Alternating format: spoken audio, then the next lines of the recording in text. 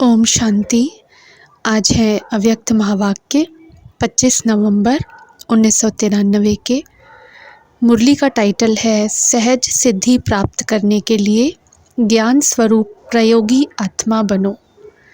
योग के प्रयोग की विधि सिखाने वाले ज्ञानदाता बाप अपने ज्ञानी तू आत्मा बच्चों प्रति बोले, आज ज्ञानदाता वरदाता अपने ज्ञानी तू आत्मा योगी तू आत्मा बच्चों को देख रहे हैं।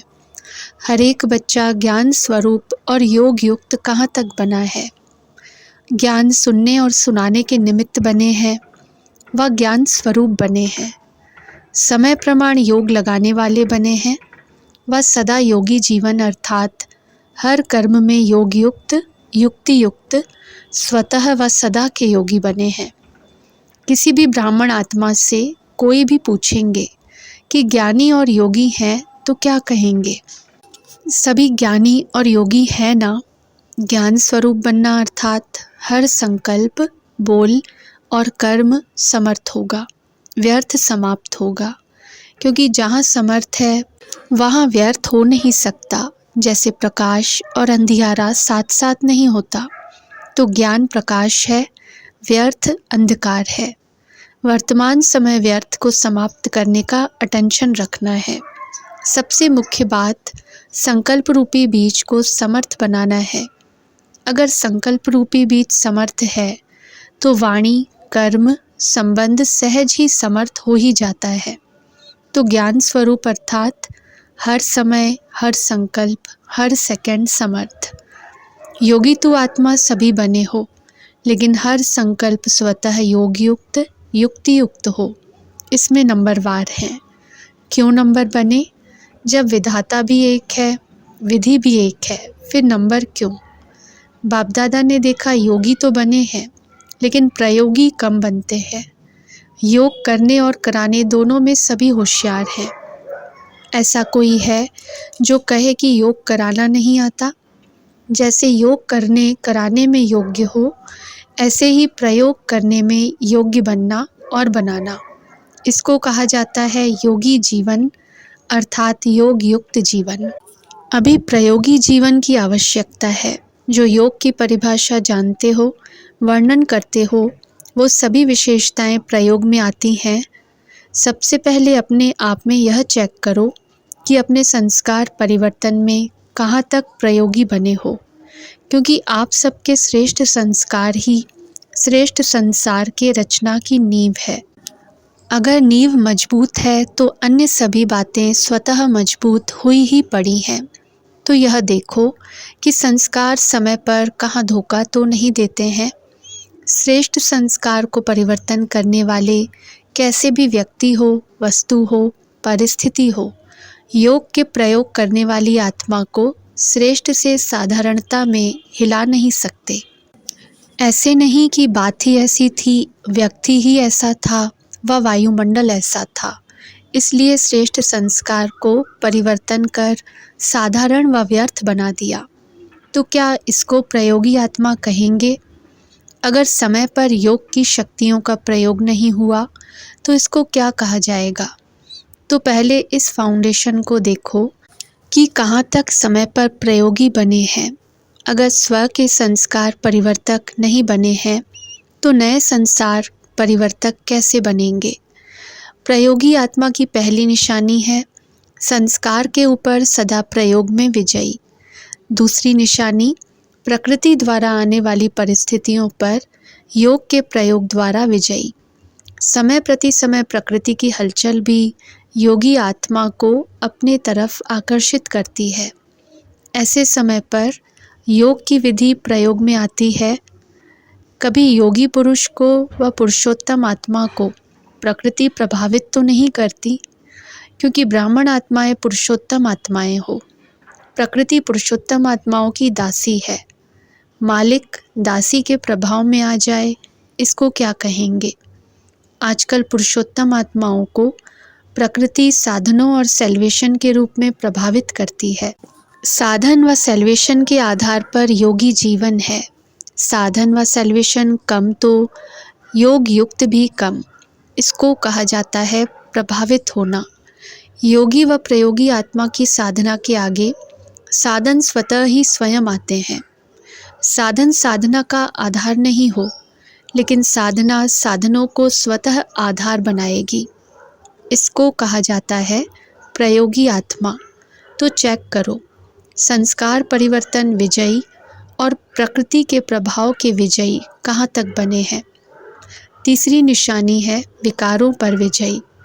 योगी व प्रयोगी आत्मा के आगे ये 5 विकार जो दूसरों के लिए जहरीले सांप हैं, लेकिन आप योगी प्रयोगी आत्माओं के लिए ये सांप गले की माला बन जाते हैं।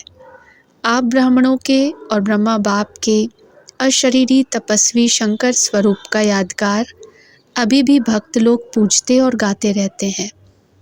दूसरा यादगार, ये सांप आपके अधीन ऐसे बन जाते जो आपके खुशी में नाचने की स्टेज बन जाते हैं।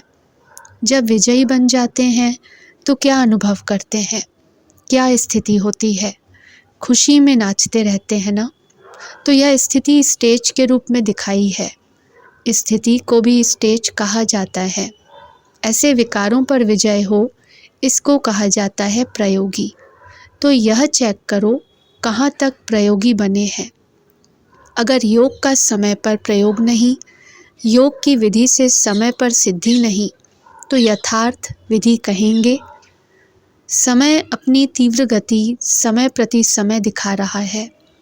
अनेकता, अधर्म, तमो प्रधानता हर क्षेत्र में तीव्र गति से बढ़ता जा रहा है। ऐसे समय पर आपके योग के विधि की वृद्धि व विधि के सिद्धि में वृद्धि तीव्र गति से होना आवश्यक है।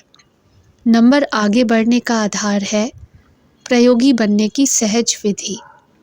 तो बाप दादा ने क्या देखा? समय पर प्रयोग करने में तीव्र गति के बजाय साधारण गति है। अभी इसको बढ़ाओ तो क्या होगा? सिद्धि स्वरूप अनुभव करते जाएंगे। आपके जड़ चित्रों द्वारा सिद्धि प्राप्त करने का अनुभव करते रहते हैं। चैतन्य में सिद्धि स्वरूप बने हो तब यह यादगार चला आ रहा है। रिद्धि सिद्धि वाले नहीं, विधि से सिद्धि।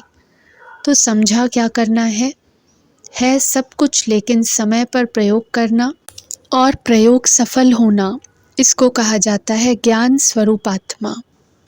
ऐसे ज्ञान स्वरूप आत्माएं अति समीप और अति प्रिय हैं। अच्छा, सदा योग की विधि द्वारा श्रेष्ठ सिद्धि को अनुभव करने वाले, सदा साधारण संस्कार को श्रेष्ठ संस्कार में परिवर्तन करने वाले, संस्कार परिवर्तक आत्माओं को, सदा प्रकृति जीत, विकारों पर जीत प्राप्त करने वाले विजयी आत्माओं को, सदा प्रयोग के गति को तीव्र अनुभव करने वाले ज्ञान स्वरूप योग युक्त योगी आत्माओं को बाप दादा का याद, प्यार और नमस्ते। 24 नवंबर को 2 कुमारियों के समर्पण समारोह के बाद रात्रि 10 बजे दादी ऑलराउंडर ने अपना पुराना चोला छोड़ बाप दादा की गोद ली। 25 तारीख दोपहर में उनका अंतिम संस्कार किया गया। सायंकाल मुरली के पश्चात दादियों से मुलाकात करते समय बाप दादा ने जो महावाक्य उच्चारे वह इस प्रकार हैं।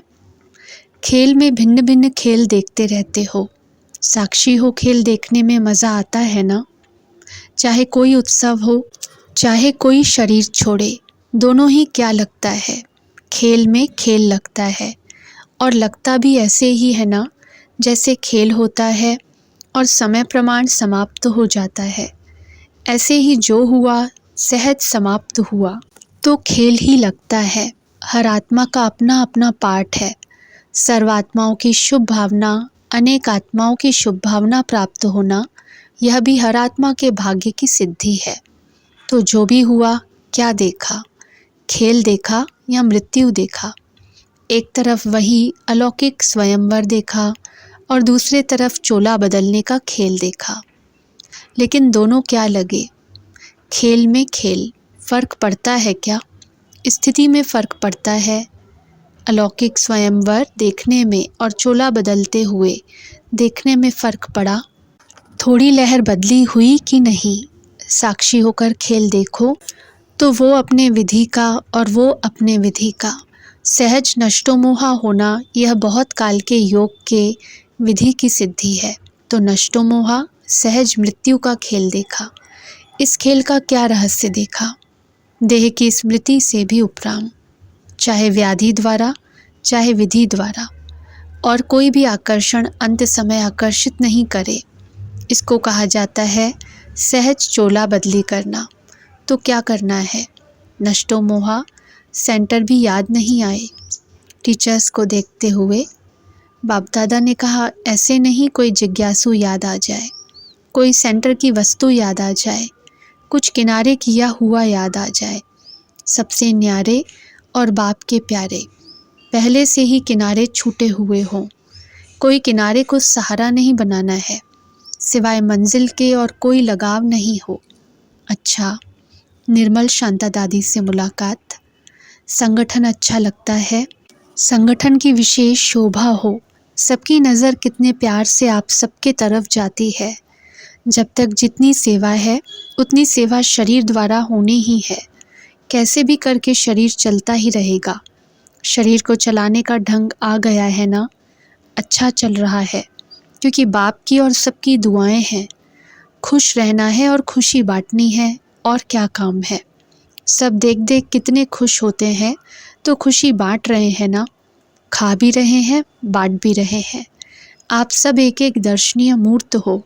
सबकी नज़र निमित्त आत्माओं तरफ जाती है, तो दर्शनीय मूर्त हो गए ना। अच्छा, ओम शांति।